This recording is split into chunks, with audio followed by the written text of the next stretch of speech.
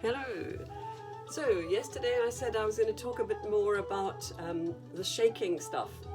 Well, shaking stuff, there are two forms of it. It's very useful for getting rid of tension in your neck, particularly in your shoulders, but your whole body. And it comes from several traditions.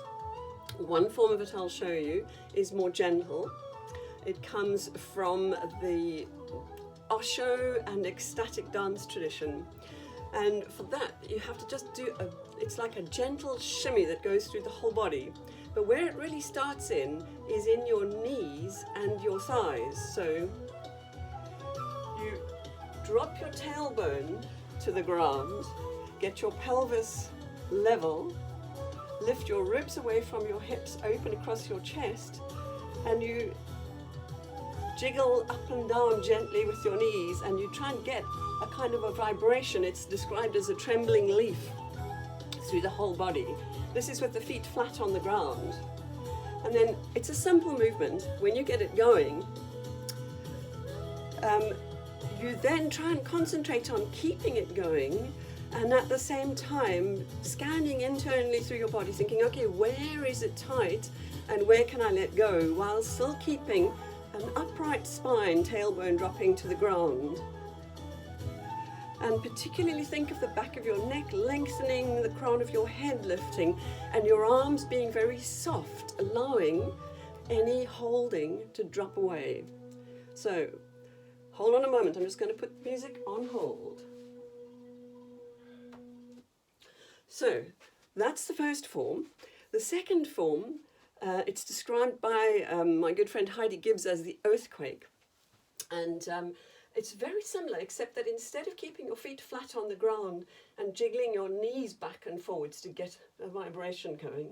And I should say, before I stop talking about this form, if you really persist and keep this going for a good while, you should feel a sense of that vibration going all up and down the back of your spine and the muscles in your back, so that all of them get that sort of that sense. And that is what shakes the tension loose. And you try to visualize all of that stress or tension or tightness just dropping down through the back of your body and draining out through your feet, your heels into the floor, into the earth, which absorbs it in the earth's very accommodating way.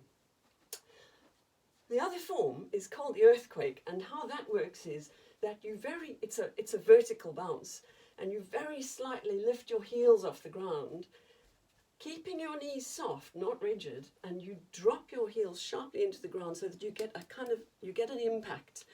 You don't want a very, very strong impact, but you want to feel it. It feels different from the other form, because that impact, you see how it makes my shoulders shake up and down if I do it closer? You get that kind of effect. And that is also extremely effective. You will definitely feel that across your shoulders. And if you let your arms just drop and you jiggle up and down like that, yes, I know it makes the rest of you jiggle up and down as well. So, there you go.